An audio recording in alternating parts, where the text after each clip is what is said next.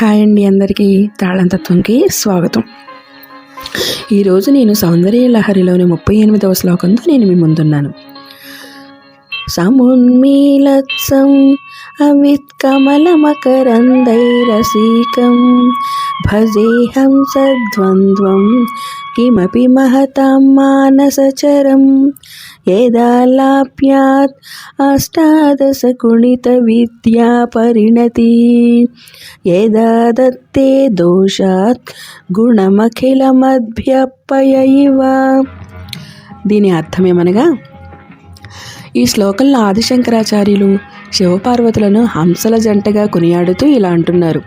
పూర్తిగా వికసించిన జ్ఞానకమలాల మకరందం రసాన్ని మాత్రమే ఆస్వాదించే మహానుభావుల మనస్సు అనే సరస్సులో విహరించే వర్ణించలేనంత అద్భుతమైన ఆ హంసల జంటను నేను భజిస్తాను. వారి మధురమైన సంభాషణలు 16 కళలతో కూడిన విద్యలుగా పరిణతి చెందుతాయి. వారు దోషాల నుంచి సముద్రం నీటిని తీసుకుని పాలను ఉత్పత్తి చేసినట్లు అన్ని గుణాలను సృష్టిస్తారు. ఈ శ్లోకం యొక్క వివరణ ఏమనగా, ఈ శ్లోకం శివశక్తుల ఐక్యతను హంసల జంటగా ఉపమానంతో వర్ణిస్తుంది.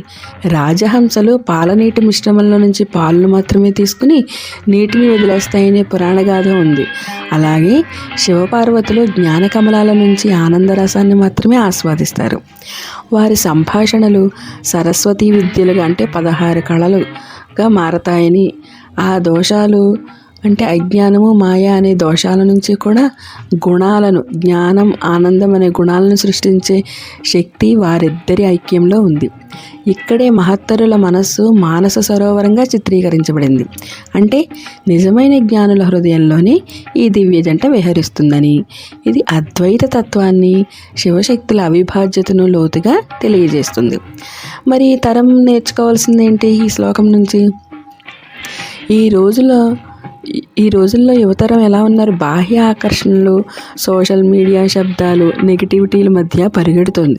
కానీ ఈ శ్లోకం అనేది నిజమైన ఆనందం లోపలి జ్ఞాన కమలాల నుంచి వచ్చే రసంలో ఉందని, దోషాల మధ్యలోనూ గుణాలను చూడగలగడమే నైపుణ్యమని, శివశక్తిలాగా మనం కూడా మనస్సుని మానస సరోవరంగా మార్చుకుంటే, ధ్యానం, సానుకూల ఆలోచనలతో నింపితే జీవితంలో నెగిటివిటీ నుంచి పాజిటివ్ని సృష్టించుకోవచ్చు. ఈ తరం దీన్ని గ్రహిస్తే స్ట్రెస్, డిప్రెషన్ నుంచి బయటపడి సృజనాత్మకత, సంబంధాల్లో లోతు పెంచుకొని నిజమైన ఆనందాన్ని పొందుతుంది. ఎలాగంటే రాజహంసల్లా మాత్రమే మంచిని మాత్రమే తీసుకుని పాజిటివిటీని అలవాటు చేసుకోవాలని దీని అర్థం. ధన్యవాదాలండి. Please like my video, subscribe my channel. Thank you.